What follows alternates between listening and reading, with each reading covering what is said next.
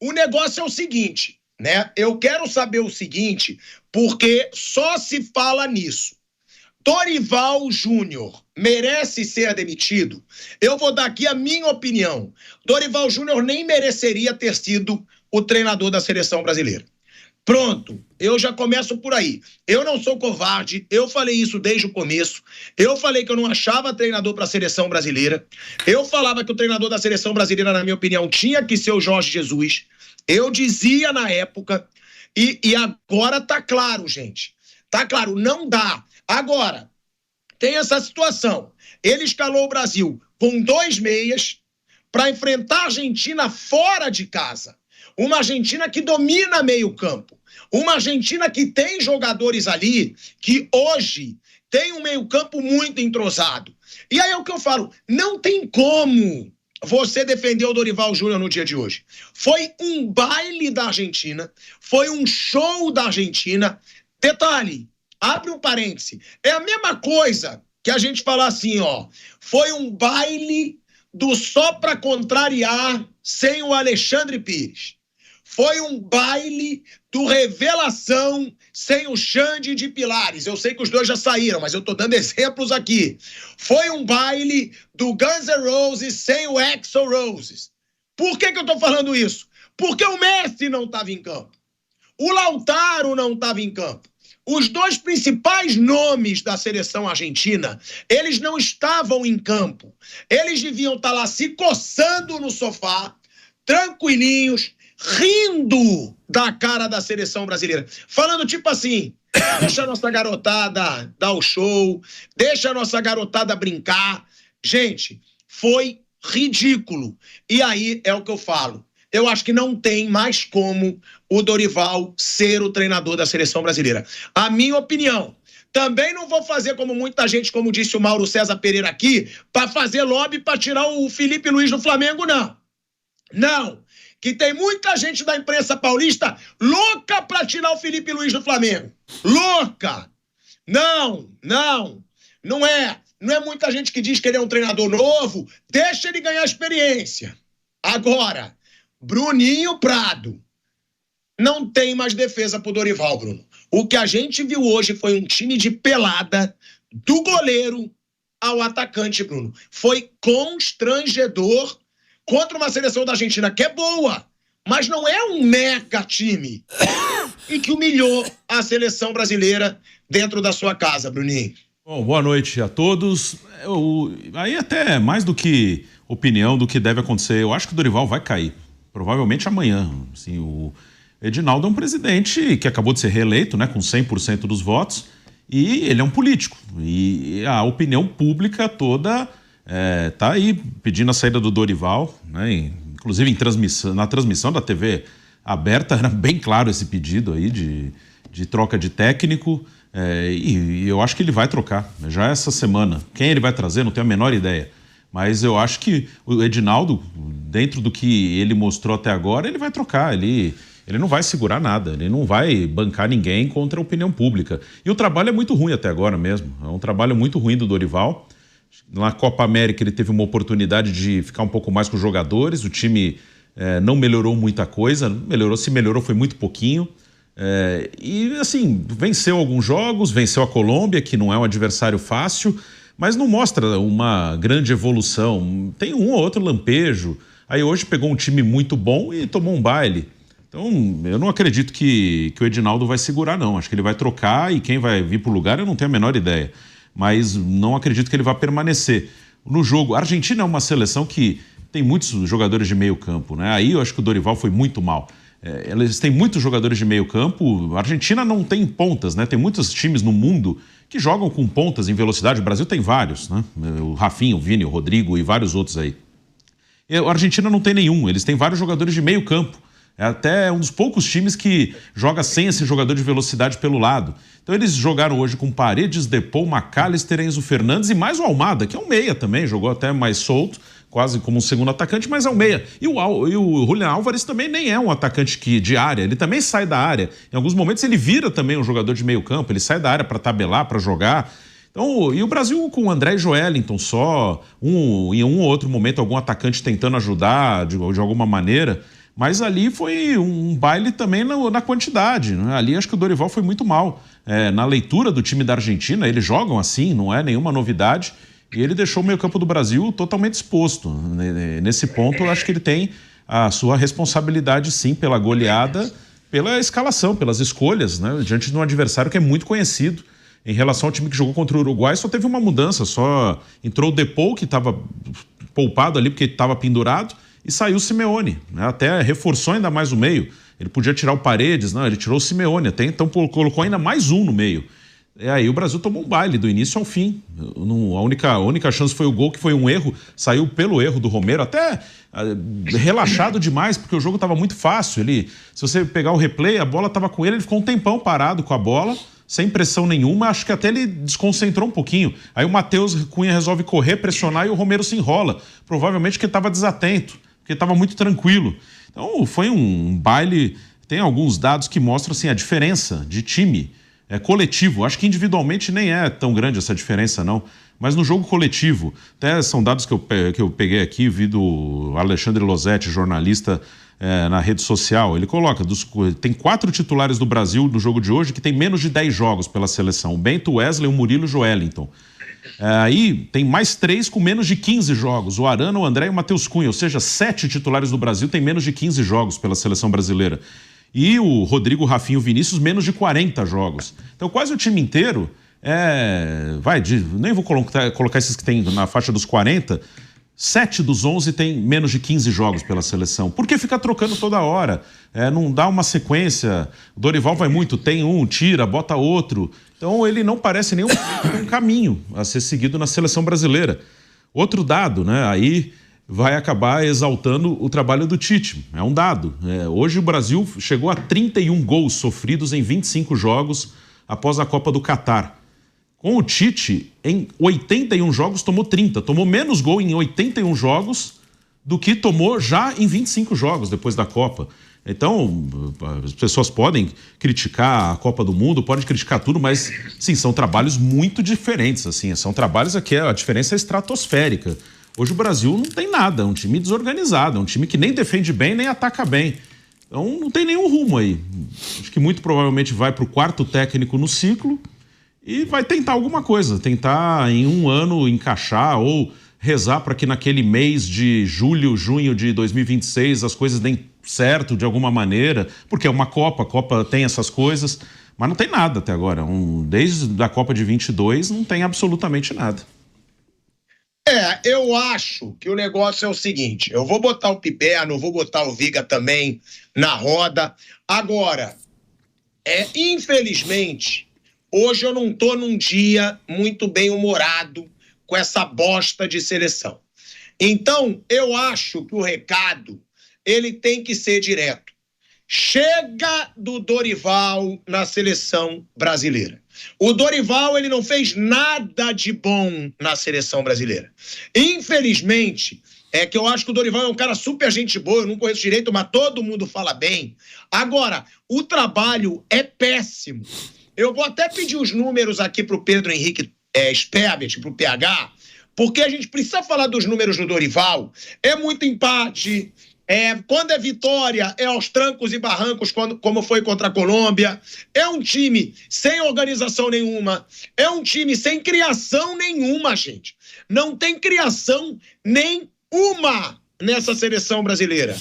É um time ainda frouxo, que, na minha opinião, aí com todo respeito, retrata a postura do seu treinador. Um treinador que na rodinha do pênalti não entra na roda, fica levantando o dedo para entrar na roda, aí inventa uma desculpa que não entrou porque não quis entrar. É uma seleção que a apatia dessa seleção, ela retrata o treinador que é o seu comandante. Agora, eu também quero deixar uma coisa clara. O Dorival não pode ficar, mas os jogadores têm que ter vergonha na cara. Porque é muito fácil só falar do Dorival. É muito fácil. Ainda mais para quem quer bajular jogador de seleção brasileira, que a gente sabe que tem muitos. Agora, vamos reclamar do Dorival? Vamos reclamar do Dorival. Dorival tem que cair. Dorival tem que cair. Não dá, depois de uma humilhação dessa, pro Dorival ficar na seleção. Mas e o Vinícius Júnior, que eu sou o maior protetor dele? o maior defensor do Vinícius Júnior na mídia, ou um dos maiores, sou eu. Sempre fiquei puto quando atacavam o Vinícius Júnior de forma covarde. Sempre achei que ele foi perseguido, que muita gente tinha má vontade com o Vinícius Júnior, tanto na imprensa brasileira quanto espanhola, e eu sempre defendi. Agora, na seleção brasileira, ainda não entregou nada. O Pilhado. E o Rafinha, que falou pra caramba, porrada, foi lá com o Romário, e aí? Seleção brasileira, por enquanto, também não mostrou muita coisa. E o Rodrigo também não mostrou muita coisa. E o Endrick, que a gente defende tanto aqui, tem que botar o Endrick pra jogar. Hoje teve um tempo inteiro pra jogar, também não mostrou. Tem que falar também dos jogadores, porque falar do Dorival é muito fácil, porque você não tem muito o que justificar.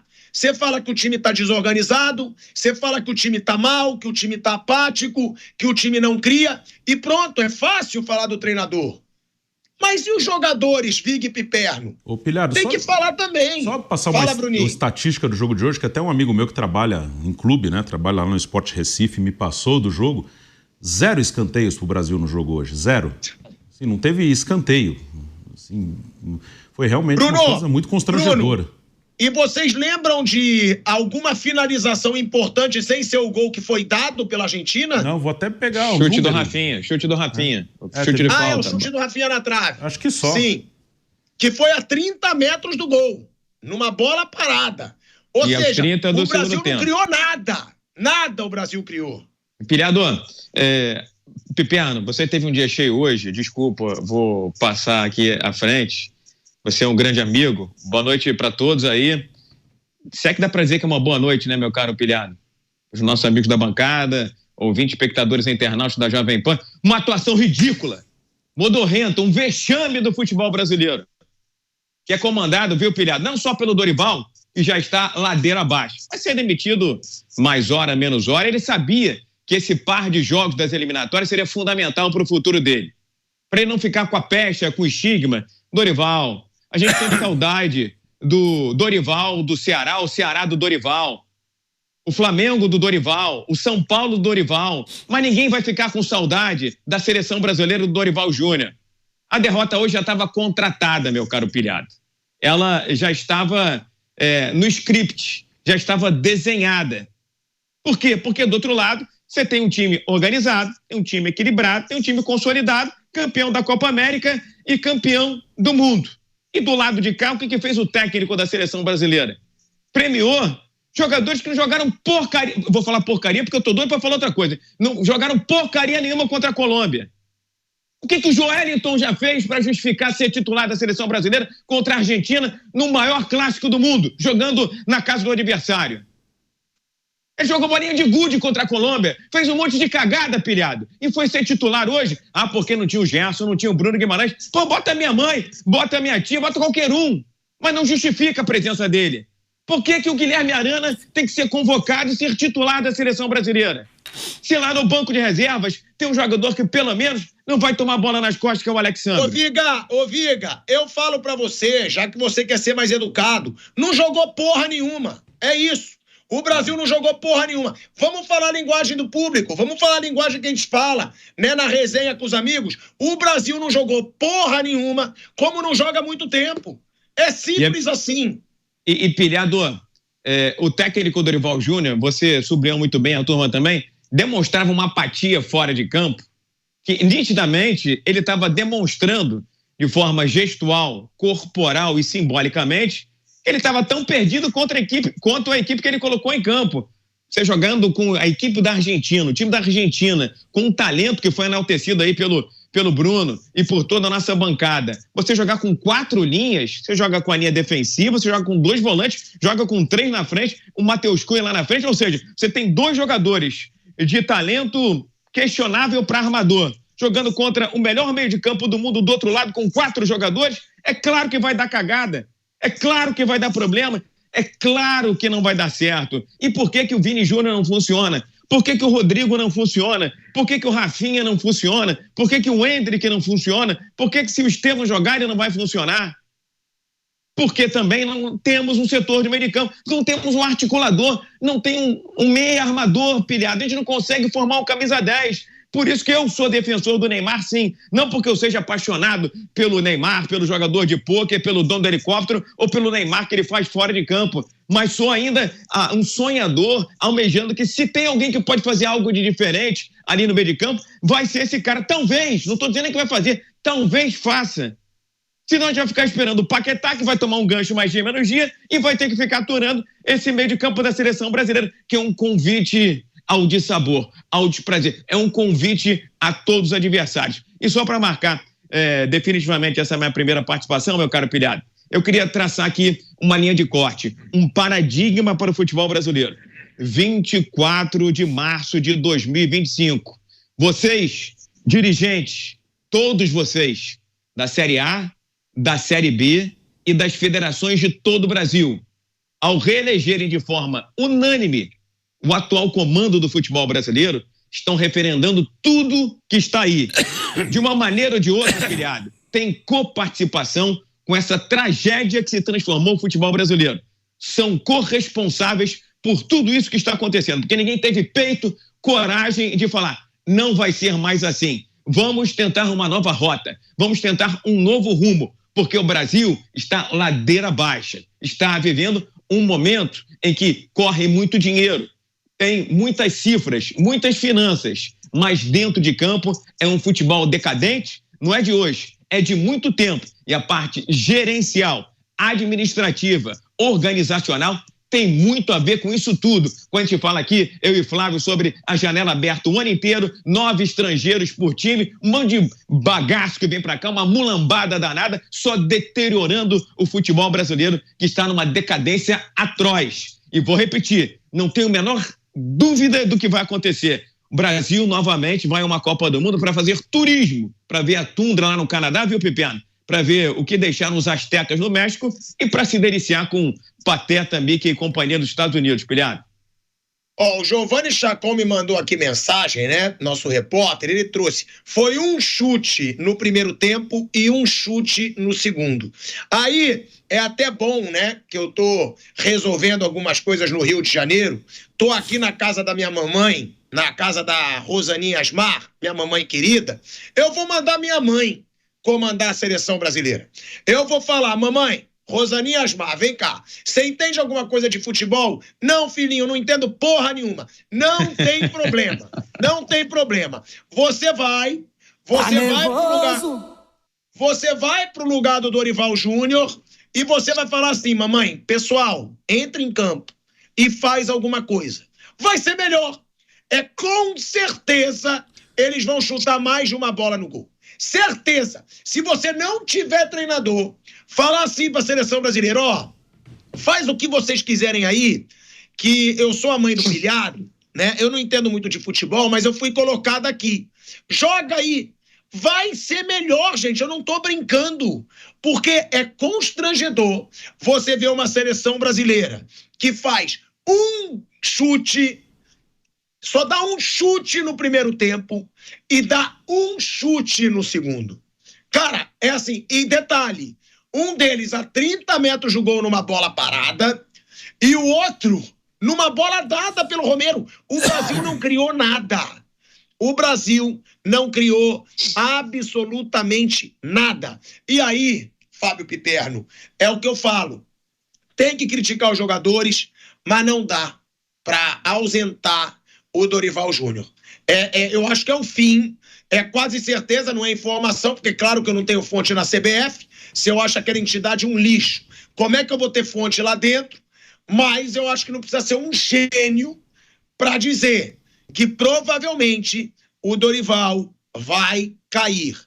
O time do Brasil não é ruim no papel, mas é péssimo dentro de campo, Fábio Piperno. E se o Dorival cair, eu já converso com a mamãe aqui, com a Rosana Asmar, tudo para não ir o Felipe Luiz. Eu sei que vai ter lobby da imprensa paulista para botar o Felipe Luiz na seleção. Vão fazer de tudo para tirar o Felipe Luiz do Flamengo. Queira a gente, e eu apurei, que eu não sei se ele vai aceitar isso não. Mas o lobby tá aí, ó. Tá liberado. Vários que eu conheço que não gostam de ver sucesso do Flamengo já estão falando. Ai, Felipe Luiz, seleção brasileira. O cara começou agora. Mas Dorival Júnior não dá mais. Por que você tá com essa cara de bobo, gente? Por que você tá com essa cara de bobo, olhando? Fala alguma coisa. Eu tô esperando você acabar de falar. Quando você acabar de falar, eu começo. Eu sou uma pessoa educada. Eu não falo por cima.